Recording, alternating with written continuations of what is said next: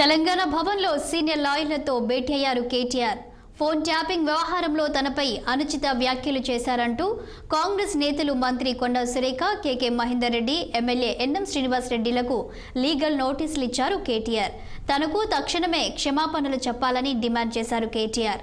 కేటీఆర్ నోటీసులపై కాంగ్రెస్ నేతలు స్పందించకపోవడంతో తదుపరి చట్టపరమైన చర్యలకు సిద్ధమవుతున్నారు కేటీఆర్.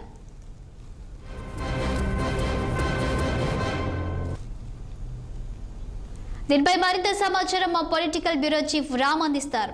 రామ్, చెప్పండి, తెలంగాణ భవన్ లో సీనియర్ లాయర్లతో కేటీఆర్ అయితే భేటీ అయినట్లు తెలుస్తుంది. దీనికి సంబంధించిన డీటెయిల్స్ ఏంటి?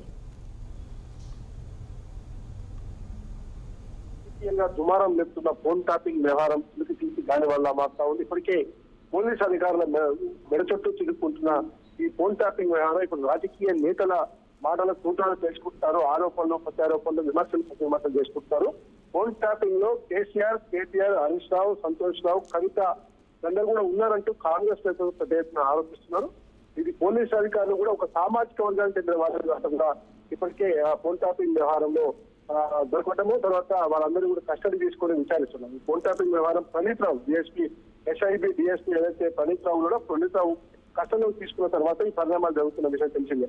అయితే దీని విషయంలో మంత్రి కొండా సురేఖతో పాటు సిరిసిల్ల కాంగ్రెస్ నియోజకవర్గ ఇన్ఛార్జ్ సీనియర్ న్యాయవాది కేకే మహేందర్ రెడ్డి, మహబూబ్ నగర్ ఎమ్మెల్యే ఎన్ఎం శ్రీనివాస్ రెడ్డిని కూడా మా ఫోన్లు కూడా ట్యాపింగ్ అయ్యాయంటూ కేటీఆర్ జయించడానికి ఆయన డీజీపీకి ఫిర్యాదు చేశారు. మంత్రి కొండా సురేఖ ఒక అడుగు ముందుకెళ్లి సీనియర్ సమంత ఫోన్ ట్యాపింగ్ వ్యవహారంలో కేటీఆర్ పాత్ర ఉన్నట్టు ఆమె వ్యాఖ్యలు చేసింది. దీనిపైన కేటీఆర్ తీవ్ర స్థాయిలో మండిపడ్డాడు.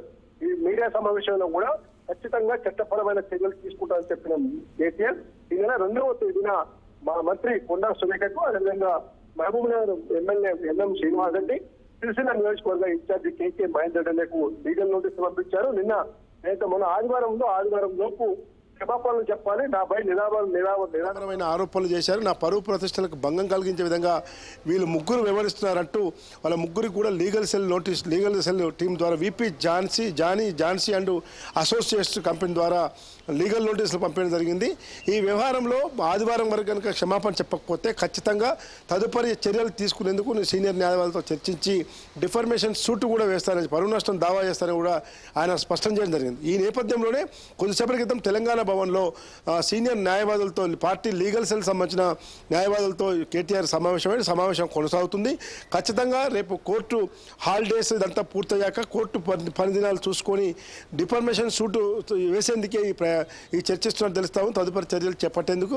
ఎందుకంటే ఫోన్ ట్యాపింగ్ వ్యవహారంలో ఇప్పటికే పోలీస్ అధికారులు రాధాకిషన్ రావు, భుజంగరావు, అదేవిధంగా తిరుపతన్న, ఇదంతా ప్రభాకర్ రావు, వీళ్ళందరూ కూడా ఫోన్ ట్యాపింగ్ వ్యవహారంలో ఎక్కుని ఇప్పటికే కస్టడీలో ఉన్నారు, కొంతమంది జైల్లో ఉన్నారు.